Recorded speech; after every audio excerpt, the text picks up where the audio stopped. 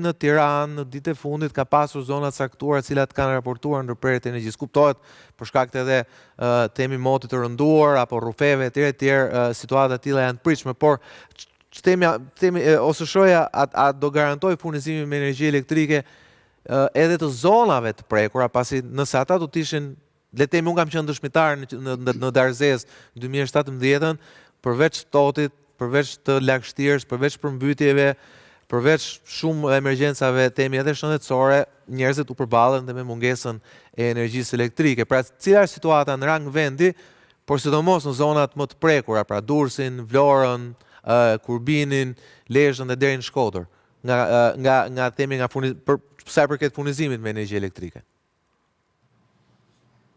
Atëherë, po bëj një përmbledhje të shkurtër në përgjigje të pyetjes që ju bëni. Këto 2 ditë sigurisht që kanë qenë ditë me kushte të rënda atmosferike, me erë, me shi të jashtëzakonshëm. Dhe unë mund t'ju them që dje në mëngjes që filloi kjo kohë e vështirë dhe e keqe, ne startuam me 22 fibra apo linja në avari. Pothuajse në tërë Shqipërinë.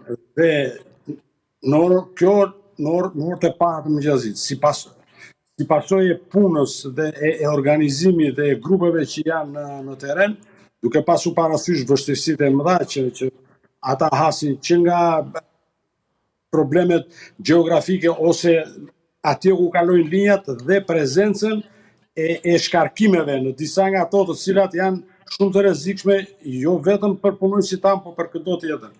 Megjithatë, fal organizimit dhe punës dhe ne arritëm që dje në darkë ta përfundojmë me 2 fibra. Dhe nëse nisim, po e them me numra, me 29.827 abonem në mëngjes, arritëm me 4.441 në darkë. Kjo për ditën e djeshme. Për ditën e sotme ne kemi nisur me 17 në të gjithë që bëjnë 21.136 abonem, dhe tani jemi me 5 fibra që janë 3.155 abonem. Në këto kushte, unë mund të them që avarinë më të madhe që ne ishim në Kajan, që është një stacion që furnizon zonën e Belshit, midis Rikut edhe për shkak të dëmtimeve atmosferike, një pjesë e rëndësishme e këtij në stacionin doli jashtë pune.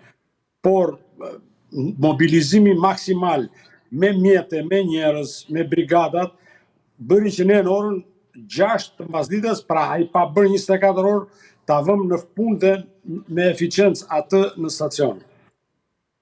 Mirë, atëherë shpresojmë vëllai që situata do të jetë e qëndrueshme sa i përket edhe furnizimit me energji elektrike pas temi kësaj përmbledhje të shpejtë e saktë që na bëu. Faleminderit vëllai Miti, drejtor i menaxhimit ose SHOS. Ndërkohë, një lidhje të fundit do e bëjmë me Gjirokastrën, pasi Gjirokastra duket gjithashtu se po preket nga situata e një emergjence natyrore për sa i përket fryrjes së lumeve për shkak të temit të rreshjeve të mëdha të shiut. Në lidhje me ne është Edmond Avdalli, përgjegjës i emergjencave civile në Gjirokastër. Mirëmbrëma Edmond. Mirëmbrëma. Atëherë, të paktën nga njoftimet dhe nga pamjet që kemi nga korrespondentët tanë, po dhe nga njoftimet nga temi nga njerëz tjerë, duket që ka pasur probleme në qarkullim, probleme në përmbytje, probleme në temin në nevoja, në ndihmë nga njerëzit që janë gjetur në situata caktuar. Gjithsesi, cila është situata në Gjirokastër dhe apo rrezikon dhe ky shark të futet po ashtu në një gjendje emergjence si Durrësi, si Vlora dhe si Lezhë?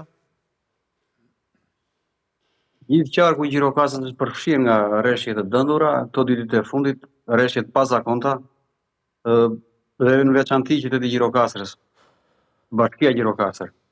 Në këto 2 ditë që po kalojmë një gjendje të vështirë, po menaxhohet dhe situata sot, ditën e sotme, po vjen duke përmirësuar.